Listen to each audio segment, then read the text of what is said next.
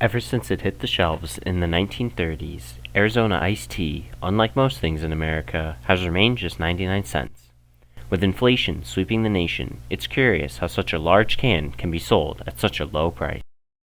Inflation, in simple terms, is an overall increase in the prices of goods or services in an economy. Despite the uncertainty for many prices on things including food and gas, consumers can be sure of one thing: AriZona iced tea is staying 99 cents. In an interview done by the LA Times, founder Don Voltago said, "I'm committed to that 99-cent price. When things go against you, you tighten your belt." But who is he going against? Voltago goes on to criticize the gas guys and the bread guys. One question on everyone's mind is, how is AriZona iced tea able to go against the flow? Matt Carey, a professor at Iona College who specializes in international business, weighed in on the inflation topic. There's no sort of garden variety inflation where you have prices rising for any particular reason.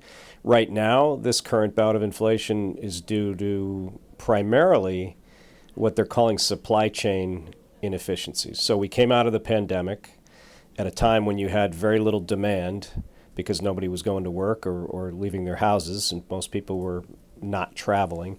And now, all of a sudden, you have this big demand for goods and services that's driving the price of things up at the same time that China, one of the major producers around the world, is really not fully running on all cylinders because they're still dealing with COVID.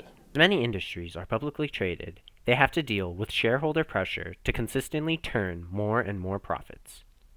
Carey went on later to say AriZona, if it were bought out by a third party, could begin to demand a price raise in order to stimulate more profits for the company. The issue would be you have companies that are in the same space that are much bigger, like Coke and Pepsi.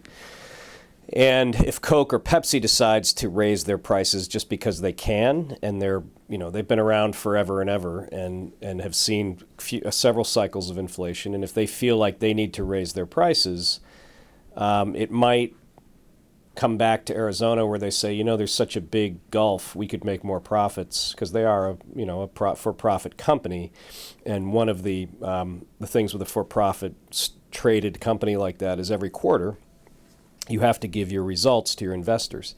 And if your investors look and say, you have pricing power to raise it because Coke and Pepsi have raised, you can make more money for us, the investors, then that might put some upward pressure on their pricing just outside of the cost for materials or for inputs.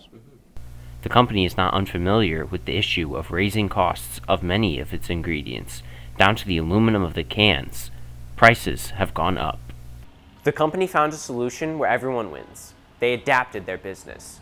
By using recycled materials and less of them, the company has been able to offset the costs, leaving consumers happy with their 99-cent beverages.